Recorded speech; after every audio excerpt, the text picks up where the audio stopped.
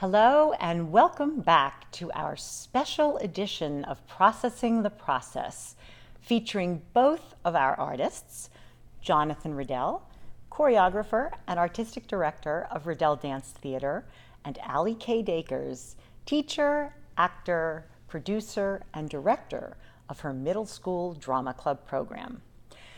We have been following Allie and Jonathan's respective processes as they manifest in various different creative endeavors. As we did in the last two Roundtable videocasts, Jonathan and Allie will compare and contrast their experiences in each of their genres, both internal as well as external, during the course of their careers. We'll focus on dynamics that we began to explore individually, and we will now flesh out collectively. So, we last left off with the category called dealing with psychological and contextual challenges. And continuing with that idea, Jon and Allie, you both have expressed a desire to expand artistically as well as delve into your passions very, very deeply, or as you're both, I think, fond of saying, going down that rabbit hole. But for the most part, your time is severely limited, so it seems that you can basically only scratch the surface. So what do you do with those unmet artistic needs? Let them fester. It's a good question. Well, I think we talked in one of the last video casts about preparation, and I really have become much more diligent about doing work at home because I can't get that time in the studio necessarily. So I try and just let my mind go deep into the work on my own time. So that might be my prep time going into the studio, or reflecting upon what we've done, or dreaming about it at night, and allowing, sort of giving myself permission to be playful and sort of productive in my own imagination, and tick that box as like, okay, that is time well spent. That's time. That was time put into the work. Yeah, I think it's important to honor what might not be like physically, tangibly produced as still like constructive work. And for me, I don't have the same time constraints as you may have, or space constraints. For me, it's more of an internal struggle about getting the things done that I want to get done. As I continue to develop as an artist, my interests grow along with that. So for me, it's really kind of finding the peace with where I'm at right now. And you know, one day I will, right now I am. You know, because if I don't honor where I am right now, I may never get to where I want to be, or give myself, kind of create those pathways that will better support where I want to end up. So for me, it's more like not stressing about like, oh, there's so much I want to do, like, okay, but I'm so lucky to be able to be doing this right now. Right. So that's kind of for me where that, you know, where that lies. Yeah, and and that acknowledgement that internal work is part of. Is part of it. Yes. You know, for many years in my younger days, I was doing all this hemming and hawing, and I just thought, oh, well, that's the creative struggle, and that like anxiety and desperation and all the ups and downs and back and forth. That's just part of artistic life. And now I'm like, no, let this be actual work time. Like, make decisions. Try out ideas in your head. It's not hemming and hawing. You're figuring things out. And the more I sort of empower myself that way and think about it as productive, it might look like I'm just staring out the window, but I'm actually like working. So it sounds like you both really had to, as we often talk about, challenge preconceived ideas of who an artist is, how an artist creates, and take into account your context and perhaps realize that in fact you can feed yourself, but it might not look the way you thought it was going to, or thought it should be, as we started with the shoulds last time. Now, most of the time when you begin creating, you know that your work will eventually be shown to the public. But while you're deeply immersed in your process, it's often as if you're creating in a bubble that can be nurturing, warm, safe. But when it comes time to present your work to the public, you invariably have to step out of that bubble, and there you are, exposed and vulnerable to external judgment. Can you both speak about what that experience is like? Yeah, it's tangible.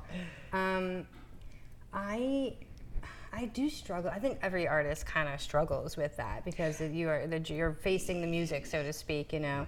But it is pretty physically tangible for me. It's when theoretical anxiety becomes real anxiety. We're like, oh, if this doesn't go well, then, or oh no, what if that? But now it's like, holy cow, like where we are, and we have to cross this point, and we really are only here. Oh my gosh.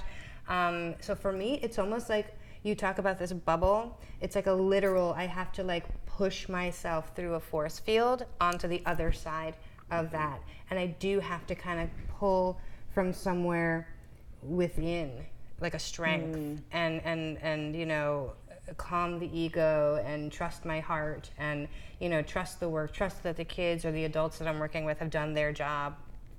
But the vulnerability is definitely, like, it's palpable. It's in my body. I do experience physical, you know, symptoms and things like that, the belly, whatever. And knowing that the success of the kids really is, like, it literally is dependent on what I've done up to this point and right before the curtain opens. But there does come that point where you have to, okay, this is the moment. And then, you know, as we spoke before, it's like you do kind of click over, and then the excitement builds. Instead of a nervous excitement that might lend, you know, towards like a negative avenue, it's more like ooh, what are people going to think? And you might know that maybe there's some positives and negatives, but, you know, that part of you that can't wait to show what you've been working on, for me at least, I think kind of takes over. But there's that precipice that I do have to cross, and it is it's an effortful moment for me, so...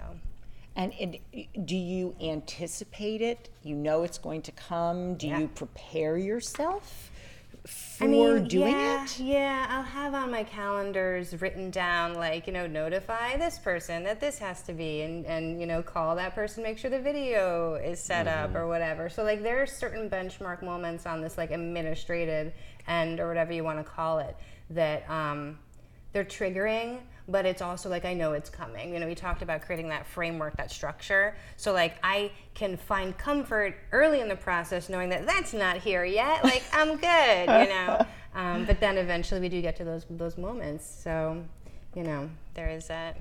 It's crossing over. Yeah, well, and I think, yeah, kind of like what you were just saying. I think with experience, you start to have more landmarks throughout the process, and you know, so you know, like if you're experimenting with an idea in a scene or a phrase of movement, you know, there's a point where it's like, okay, well, at some point I do have to make clear choices and make it stage ready and actually rehearse the technique of it. It can't just be a whimsical, you know, messy thought. So for me, like throughout the process, I'm kind of locking things in. And so hopefully by showtime, you're just kind of fitting those last little locks and then effortlessly walking onto the stage, right? Yeah, right.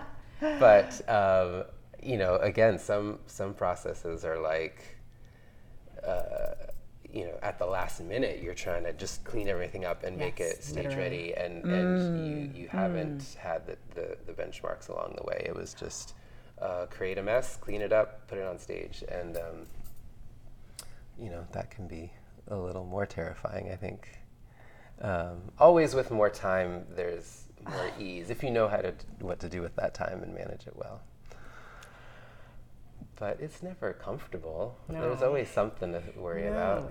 Those are the moments where I'm like, why do we do this? Why am I putting myself through this? But you know, there's got to be something bigger than these moments that are driving you within, even if in those moments you can't identify with that. But it's like what moves you forward. Yeah. That's what pushes me through that bubble. It's interesting too, because there's different aspects of a production that maybe it's what I'm more experienced with as opposed to what aspects are new to me. Like at some point in my performing career, I stopped having stage fright. But that was how I knew myself as a dancer. But if I'm the choreographer, that's very, very different. And you know, and then it became stage fright in that aspect for a while, but then it became like critic fright. It became like, it's not so much worried about what the audience is going to think, it's like, what are critics going to say? What are certain important people in my life, what are they going to say? It's like you start to not worry about one aspect, but the other aspects still stress you out. And you feel responsible for everybody else. Everybody, you know,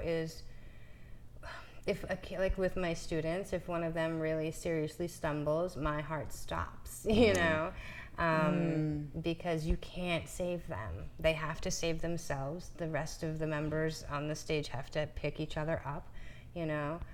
So like, I'm lucky in that I'm working with kids mostly, so I don't necessarily have to worry about the critics.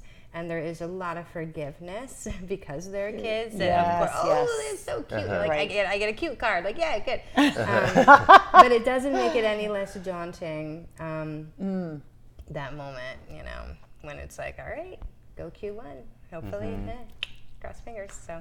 Yeah. But you wouldn't want the opposite. You wouldn't want to create and not show it. Am I right? Oh, and not present the work? What if it was all process? I bet there are people who might. I don't know. Yeah, I can actually speak. My brother, he's a brilliant artist and musician. You couldn't pay him $1 million to show anybody his work, you know what I mean? And it's just for him. So and he's very much an artist. He would identify himself as an artist. I believe others, knowing who he is, would say, yes, he's an artistic person and an artist. But he does not feel the pull from whatever force that is that propels other artists to almost a need sometimes to share the work. So I think that both can perfectly you know, exist in my experience. For me, showing, I mean, certainly if I've created something I'm very proud of and it's well received and you get accolades, yay, but you know, and that feels good. But for me, it's also about the audience's feedback is so informative to me. About the work, how I might want to further develop it. Because my intention is always to communicate something, either an idea or a feeling, and I want to know if it's being received. I don't want to just, you know, my work isn't just for me a meditation that I do for myself and I feel good about, and I could do it in a vacuum. I want to like project this idea out there, and I want someone to see it or hear it or feel it. And now whether they tell me they like it or not, that's something else, and that's my ego-driven need to hear it or not. But it really is about that back and forth. So for me, there is that need to show. So they're an integral part of your process, by definition, then. Yes, they're an integral part of the end of the process. Right. or a touch point on the process. Of Yes. I need to show this to some people, and they can give me response, and then I can develop the work further. Yeah. Exactly. Yeah. Exactly. Interesting. Well, we spoke a lot in our previous video casts about the influence of context on how you approach your work, on how you evaluate yourself and your work, and ultimately how you assess your work. But here's the thing, and I think Jon started to allude to this before, which is that your audience probably doesn't even know what your context is, so they can't factor it in when they're evaluating your work. So you're in a tough position, it seems to me, because how can you adjust your expectations and assess your work based on context when your audience is judging your work out of context? Isn't this what I typically call a setup? And further, how can you judge your work based on your original vision when inevitably that vision is going to change because of the context? Yeah, we talked about this a lot back in the day, Sherri, when yes. I was working on my Rite of Spring, and Sherri was documenting that whole process. For me, to answer the last part of the question, I feel like I develop, whether I logically think about it or whether it's just sort of innate, I sort of have a criteria for each piece. And while the details of the work may change, there's sort of an essence of the piece or aspects of the piece that I definitely want to hit my target on.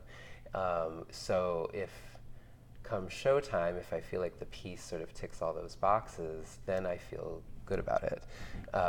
And sure, maybe it's longer than I expected or shorter than I expected, or maybe there's only 10 dancers and I expected there to be 15. Those details might come and go or flux around depending on context, but is the sort of central integrity of the work there? And if it is, awesome. If it's not, what have I done? What did I allow to happen? What context did I allow to bombard me and make changes that I don't agree with? But if I can bounce around with context and still keep sight on what's important, then I'm usually happy. I dealt a lot with unexpected contextual problems basically this year in this year's work. And you almost want to only put a disclaimer in their program, only 2 real tech days, you know what I mean? And even despite that, though, at the end, it turned out great. It turned out exactly what it should have been and what it will. Could it have been stronger in some ways? Yes, but you can say that about every single piece of art that's developed. It kind of comes back to detaching from expectation and allowing the organic nature of what it's meant to be to come forward, and a lot of that has to do with allowing, the witness to kind of take over within, which tempers the ego. So you are actually enjoying what you've done and able to find, the value in yourself for what you put into it, appreciate the value that everybody else has contributed to it. that's the biggest, I think, thing that can be helpful for an artist when maybe outcome doesn't match vision, is you have to take stock for what is holding all of this up, what is carrying it, what messages do come through, what are the strengths. I mean, all of these assessment moments, but really it's the ego. You have to kind of learn to manage that. I mean, being a yoga teacher as well, I grapple with my ego a lot. I think a lot about that. And that directly links to the artistic nature of myself as well, because it's very freeing when you can let go of that part of yourself. And it's not that you're letting go of the part of yourself that fights for what you need and who you are.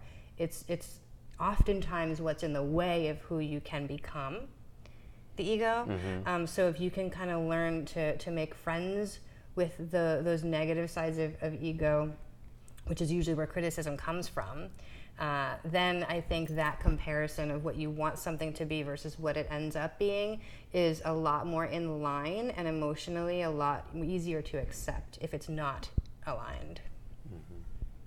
So interesting. that takes work, though. I mean, that's not, I don't think that's a natural state of the human element. Right. It's really Right. not. That takes work. So Very conscious work. And you mentioned the word witness, which leads me thinking about this next question, because you both have talked to me about the desire to see your work from the perspective of the audience. But I have to wonder, is that really possible? Again, because you know the context and the audience does not. So if you're going to be in that audience position, I mean, do you just take that knowledge and put it over there? Of course not. So maybe I try to. I try to. Or you try to? I do. I want to try and walk in with a clean slate and just take what is being offered. But even if we think, if we pull the lens back and we think on a larger scale, isn't it inevitable that you both will observe virtually any work of art through your artist's lens? Yes. Yeah. Yes, and any audience member has their lens, and they have, Right. I think I mentioned this in one of our previous conversations, whatever they're bringing to the table, whatever art they've seen up until this point, whatever music they've heard up until this point, that's all in there somewhere. And there's comparisons being made or references being made, or, they can be, memories, pictures, all of that gets tied into what you see. If all of a sudden, I don't know, a bird flies across the stage and it reminds you of a vacation you took, and you have a fond memory of that, even in the middle of a sad play, suddenly you're having a fond memory. It's that affects your experience. Right. So every single person's having a unique experience of the work of art. That said, it's very easy to keep your director's hat on and watch a show and still be directing it. Still go in, still be writing notes, still thinking about what rehearsal the day before looked like, what your cleanup rehearsal is going to look like the next day, and just look at the show as yet another run that you are going to direct. And so you stay in the process. That's a perfectly valid way for someone in our role to go about viewing a show. But then there's also, we were alluding to, okay, no, I'm going to take off that director's hat, and it takes some effort. You kind of have to consciously think, I'm going to allow for these things to just wash through me. Maybe even I'm going to intentionally overlook something, some things that might be coming. But I really want to clean slate my mind and try to just imagine that I'm walking into, what is this show? What is this magical moment I'm about to experience? I don't know these people, and try and forget that. And I think there's a way to do that, and I've been trying to do that for years now, and I get better and better at it, I think. Okay. And Yeah. it's sort of like a mental practice, I guess. Ah. What's interesting though is then I'll, the next day or after the show, the dancers might come up to me and say, "Okay, great. So do you have any notes?" And I'm like, "No," or maybe a couple, but I'm just an audience member. Like, so yeah, if you ask any audience member, they might have a couple things to say, or they might be like, "I hated it," or "I loved it," But I really will only then have audience responses. I won't have for them the list of detailed notes Right. that I would if I had kept my director's hat on. So, yeah. And it sounds like you have a similar track on I that. definitely do. Like if I'm watching somebody else's work, not my own, I really try to have that clean slate. It's a little different from my own work, but I think, and we mentioned this, I really try hard to click over, because I also am sort of aligning my role into one thing at that point, because my job, once like we start, in the way that I'm working currently and what the project we just completed, I also called the show in the booth, so I'm like controlling what's going on. I have my board operators, I have my high school mentors backstage on headset and all of this. Interestingly though, I don't know if I mentioned this, I know I spoke to you about this, but my lighting designer and board operator, we only had one headset in the booth, and he was on it, and normally I'm on the headset, and this actually really helped me to kind of pull back and see what I was seeing, and also just focus my efforts on the one thing I was doing, because I don't have all the chatter of the entire show going on in my ears at that time. So I can just deliver what needs to be said, and I actually was able to just watch more of what was happening in front of me and enjoying what was happening and playing with them. I am at that point, because we have limited run. It's not like we're going to be running forever till I give them more notes. I can put down my pencil for notes at that point, and I am able to do that. I might comment like, "Oh, they still forgot the thing," or whatever. You can't not do that. Right. But at the same time too, working with kids, I think I have a pretty flexible sliding scale of appreciation for art. If the kid walked in a straight line, I'm like, "Yes, you did it." Right. But with adults, it is a little different too. I think I think the expectation all around is higher working with adults, of course. So it's a little bit more of a challenge for me to actually take off the director's hat, watching my own work that I've directed of adults, and kind of, you should know this by now. And that's a whole lot of stuff that I need to put over there, because that's me probably grappling with my own frustration of something I didn't do, or again, ego or whatever. But yeah, all works of art, you have an artist lens. You're always not picking apart, but noting. And seeing other people's work. There were years, especially when I was really in my performing career, where I was judging everything I saw based on like the work I was doing, and it should be more, like the way we dance it in my company. And I wouldn't, those words would have never come out of my mouth. I wasn't thinking those thoughts, but I realized at some point, like, oh, deep within me are all of those notes and judgments and corrections, because that's what I'm constantly applying to everything I do every day. Because that's sort of the culture of my one company that I'm in. So everything's being judged now based on that set of standards. And it took me a while to realize, oh, you have to let go of that, because these people don't know you. They don't know, like, they're not trying for those same things, and yet you're judging them on that and not enjoying the show necessarily when you could be. And at some point, I was so frustrated with art and dance in general that I was like, why am I not enjoying anything anymore? I need to become a better audience person. So I started to let go of those judgments, and then I started to ask myself, well, how about when you look at your own work? Because I love going to see a show and seeing mistakes on stage. I love that. I think that is so awesome. And when you see how people handle it, and sometimes it's like, did they make a mistake? And oh, that was cool. Or other times it's like, well, that was a bold-faced mistake. But it makes you laugh, or it makes you, whatever.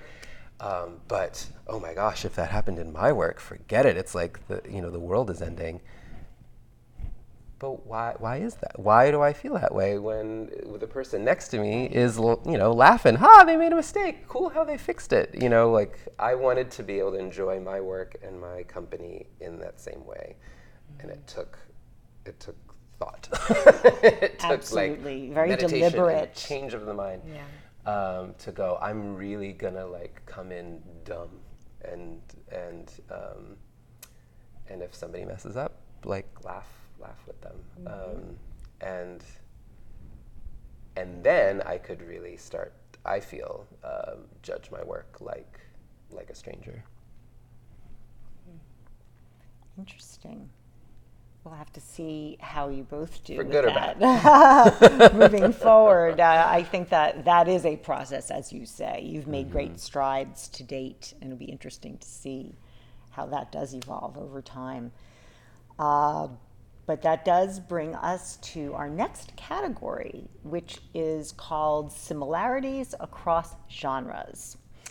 Now, Jon and Allie regularly incorporate aspects of one another's professions in their work. So, for example, Jonathan's choreographic works are generally highly theatrical, and Allie's drama club components tend to be pretty well choreographed.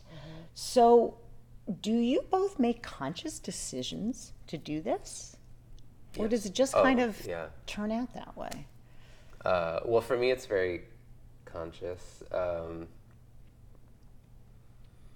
I want to be moved by what I'm seeing on stage, and I am very moved by abstract works that don't have a specific emotional component put into them. But for me, for what I've always grown up doing, putting a character on stage is primarily what I do. So, but there's time-honored traditions in how to do that, and but I feel like how I've learned how to do it within my own work has sort of been figuring it out on the fly. And just drawing from my stage experience. So it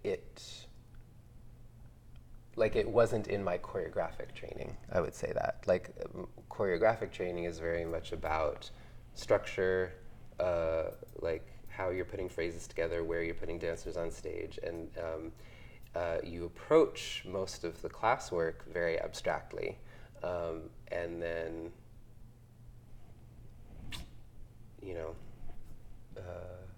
it's not what we studied academically. Putting theatricality in there. So sorry, I'm waving around here in my mind, but so yes, it was a very conscious decision to say, okay, no, I want to create work that is theatrical. When someone enters the stage, they're entering in a character, or they're entering with a very specific feeling. Yes. I need to learn how to direct that out of my dancers. I need to learn how to coach their physicality to make that happen. I need to learn how to set that up, how to resolve it, all of that. There you go. Yeah. It's also a very conscious choice for me to have the elements within the work be very choreographed. Working with kids, and I'll speak to both. With adults, it's different. You give them the rehearsal schedule at the beginning. You say, these are your benchmarks, off book by here, we come together. And, along the way, I actually feel there's a lot more of an organic flow, because everyone's an adult, and like you expect that they will manage themselves, and you will have a conversation if they need to be reminded of that. But I mean, the expectation with adults is like, we're all on board here and we know what we're doing. With regard to how I'm understanding the word choreographed and the construct of how I work with kids, it's like I have to have things choreographed. It's like herding kittens sometimes, literally. And we talk about, we've talked about how being ready means confident and prepared. So all of these elements that we highly choreograph, like backstage tracks, like who's moving what, where, and when. Let's rehearse these transitions. A lot of that comes back to even just safety. Like they're gonna like literally like crash into each other on the stage if we don't literally choreograph who is moving where and when. Right. So that's like a literal example of how we use choreography. But in like more of a theoretical sense of how the process is choreographed. I mean, that's the organization in organized chaos in the realm in which I work, because it can be organized chaos, and that's okay. You know, we talked a lot about, you know, staying away from no's and negatives and boxes, because then we actually restrict the work from growing and evolving. So you want to create opportunities to do that. But when young actors are learning these things, you know, you really do need to have a framework or tracks or something for them to kind of, when they are so far out here that, oh yeah, okay, now I'm back on track and I'm focused again, and I can make this work of more, you know, funneled into the more the aligned purpose of what this piece is meant to be. So yes, it's definitely intentional. It's definitely necessary. They will need to do this by themselves. And without this choreographed elements, they may not be able to, because they don't all have that same blueprint to follow. So it's definitely necessary, and it's definitely purposeful for me as well. And so the intention then is for them eventually to be able to internalize that construct. And I know we've talked a lot about that from a psychological standpoint, to be able to, you know, internalize a particular kind of construct, particularly when you're creating a safe, containing, nurturing environment within which to, you know, explore who you are, as, you know, on a personal level and so forth. Well, it sounds like professionally it's really the same thing. But we noted in the previous video cast the paradoxical concept, seemingly, of needing that kind of structure and containment in order to be able to have the freedom to create spontaneously. But I do think that container is internalized at some point. Hopefully. Yeah, you hope. Well, yeah, And then yeah. I you mean, see yes, the evidence exactly, of that externally on Yeah. the stage. Well, right. I mean, not everyone will, of course. Yeah. But If enough people, I find if enough Yeah. people have it, you may not Some notice of the ones that some of the don't. rogue elements then like gravity, they kind of fall into place a little bit. They'll fall into orbit with the other planets, hopefully. oh, that is funny. Oh my gosh. Well, it seems that speaking of similarities between genres, that there are many similarities in the way you approach your work when you are creating in a different genre. So I think the similarities become apparent when we think about things like, how do you conceive of your work? How do you structure your work? How do you create narrative, musical, and emotional arcs? So, Jon, can you talk about this when you write and compose music and write children's stories? And Allie, can you talk about this when you're in your role as a yoga instructor? Okay. Yeah. Well, again, sort of early on in my education, my main choreography teacher was Kazuko Hirabayashi at SUNY Purchase, and her legacy as a choreography teacher and a choreographer was through a man named Louis Horst, who was a musician, and he worked very closely with Martha Graham. So this is back in the days of modern dance being being cultivated and being created, sort of. And he figured out a way to teach choreography. There weren't choreography classes before, really, at least in the sense of modern dance and in sort of this high concert art form. So, but he was a musician, and he based all of his how he analyzed choreographic structures, he related it to music. So the way he knew how to compose with theme and variation, or to compose a rondo, these musical structures, he would then say, okay, great, how do we do that in a dance? So give me a dance theme. So you do a few pretty abstract movements that don't have an intention or an emotion behind them, but it could just be the lift of an arm, the turn of a head, and the drop of a body.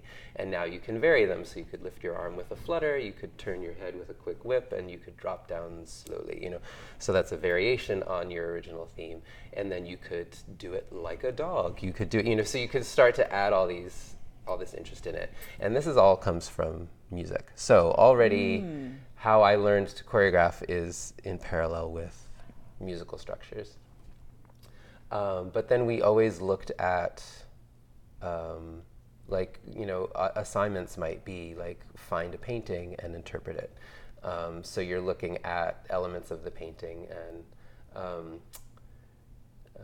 so you might have like a blue field with, one red flower in the corner.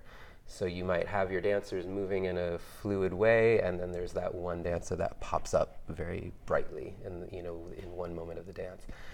So that would be sort of a visual interpretation. But you could also take an emotional interpretation and have a very sort of emotionally languid dance, and then there be this one moment maybe towards the end or somewhere in the middle where the person, I don't know, freaks out for some reason.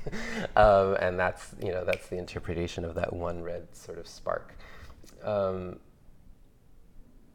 One then could look at that in terms of writing. So what if a book was genuinely very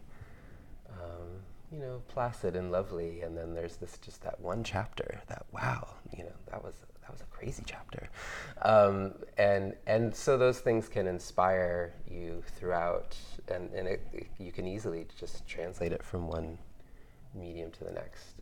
So that's often like what we'll talk about with how different works of art inspire us, and how you can use the structure of one medium and translate over to the one that you're working in. But what sort of, if we go deeper, it's interesting to think about the process of art creation, and that's a lot of what we're talking about now. And what I find so much is, how I've sort of fallen into certain systems that work for me in creating a theater piece or creating a dance piece.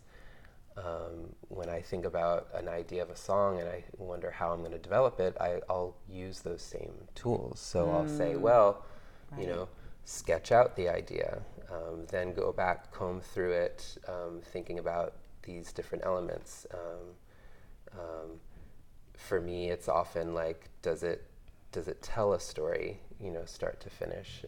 Does it have a climax and a denouement at the end, or does it climax right off a cliff at the end? Those are all things I would think about in a dance, and so I go ahead and apply those sort of thought filters to my songs and to my stories. And then I could also, something I'm thinking about right now in this one song I'm working on, I sort of sketched out these emotional and poetic ideas, and it's fine right now, but it's not quite popping and becoming exciting. So then I thought, okay, we'll really enhance the story aspect, think about the drama of the character, and that kind of worked okay. But what I'm really exploring now, which is making the song pop, is the abstract elements. So like that word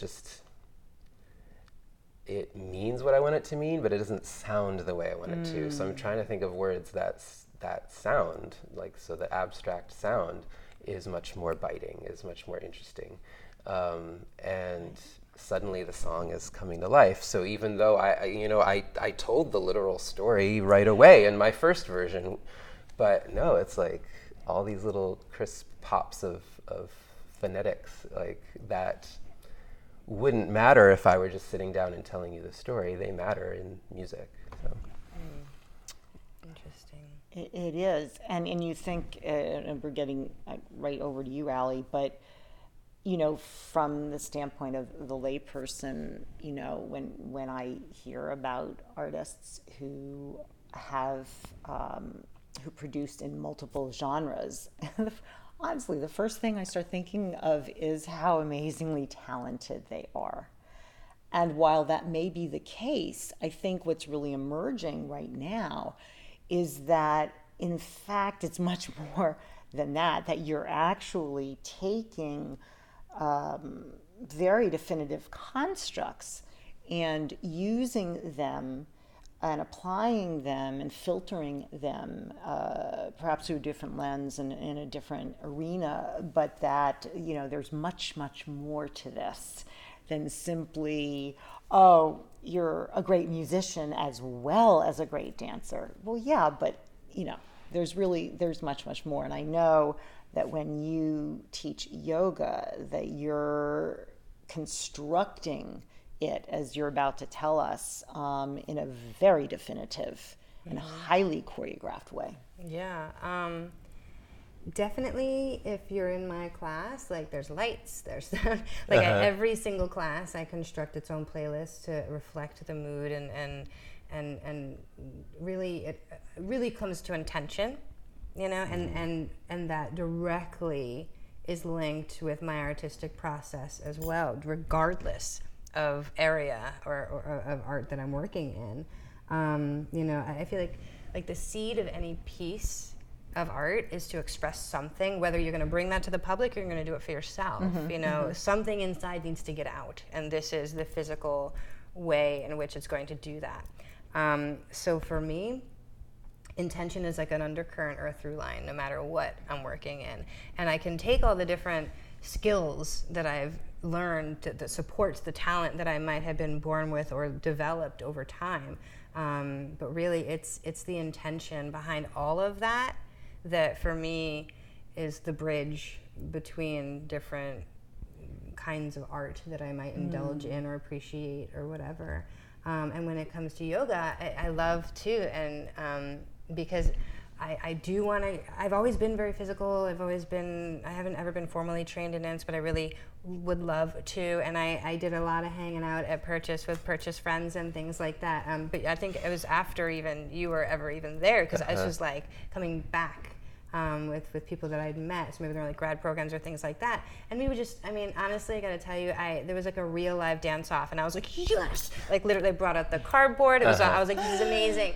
But like, we'd mess around and we'd dance and we just whatever. And my friend like, oh, that's a this and that's it. I'm like, I don't know what I'm doing, but yay. So now it's like, in the work that I do with the yoga and teaching movement, I can really bring an artistic quality into that space in addition to the spiritual qualities that I'm offering, all of that. And so I actually am starting to construct sequences that it's a vinyasa style as my foundation. So it's all linked to the breath. And it is one pose flows into the next. So I'm really starting to play within my classes. How can I link these moments of structure in the human form together, and also teach at the same time? Because it's not like we're practicing and choreographing and learning steps and then doing them. It's like in the moment we're making this happen. So like for a level 1 class, by the 4th time we do it, I'm giving less and less instruction with my words, and they're making this, these shapes happen as a group, and it's very beautiful. And I'm only now dabbling in what that really feels like to help others bring themselves as one in this unified movement. It's incredibly moving, and of course I don't even have to tell you that. It's like your heart and your soul. So it's like, but it's the first few, only this, I've only been teaching for a short while, and only in these last few weeks have I really been exploring that. And it's really kind of happening and coming to life, and I'm learning how to be more definitive with my words, and because you have to be. And so it's really, the yoga is really kind of bringing out a lot of other things for me artistically, and providing a playing field for me to like play on. And I have all these people who just show up and they'll do this, and I'm like, all right, let's do this, people. But yeah, a class, for me, it starts with intention. I decide what is it that we are going to be focusing on, what part of the philosophy, and they're always in the way that I teach, there is Dharma. We do have philosophy, something to kind of think about and drive you through the hour and a half or whatever that it will be, and then everything is built on that intention. It all is reflective of that intention. And I think for a lot of artists, maybe consciously or unconsciously, that the seed is kind of there, and things maybe might be built around, and you may not notice or identify that until the end, until even you're reading your notes about it reflecting a year later, who knows. But I think intention is kind of that undercurrent that might, at least in my opinion, in my experience, is a common thread in all kinds of art. Even if the intention is like, I'm not having an intention, like free fall, you know what I mean? Which is an intention, trying not to attach to any particular idea. Right. You know what I mean? So yeah, that's what I think is a huge through line is intention. I was just going to say, it sounds like Allie is working, when you're saying connect the discrete elements, I thought immediately of she's creating a through line. A definitive through line. And there are always, there is a based through on line this, in my classes. For sure. whatever the theme is that you want to tackle at that time, and coordinating so many different pieces. And I think of, construction in the way you coordinate so many different pieces. I mean, there's a lot of similarity there, I think. And I think you're right. Once you're really an artist and you understand these elements, you can then jump into other playgrounds, as it were, perhaps far more easily than most people, I think, would really realize. Well, because it's like some of the lessons, they're just human. Like the magic of theater, works because it works. Like these certain effects, like the type of music you put on at just the right moment, it triggers a reaction in the audience, because we're all human and we all sort of respond at least similarly. We all have our differences, and like we spoke about earlier, but there's the core essence that is just human. It's like, if I put on that song at that time, at that moment in the scene, or at that moment just as they're about to do the pose, if I turn up the music, not that you're doing that in your class, like working the DJ, but maybe you would. Sometimes.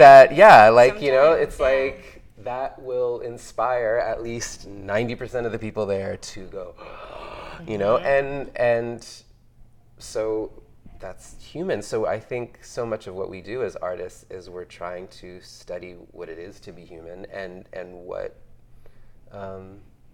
how then these different elements of lighting, of music, of movement, of words, of sounds affect us, and then use them in an artful way.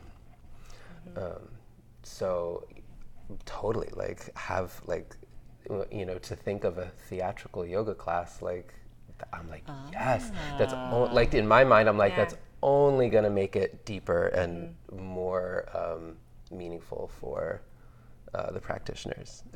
And then, of course, there's the absence of theatricality. Like, let's do it in an empty space. Like that itself, that's a whole other thing. But the intention, the choice and the intention and the meaning behind it, that's all what we get to play with as artists and creators. Well, that's a wonderful way, I think, to wrap this video cast up, because we're really going to open up our last video cast with this theme of similarities across genres, and get into a little bit more about what it means, why it's so compelling, what really drives that desire. So do stay with us for our fourth and final videocast of this Roundtable series. And once again, I thank Jonathan and Allie for being part of it, and we look forward to seeing you in the next one. Have a good night. Thank you.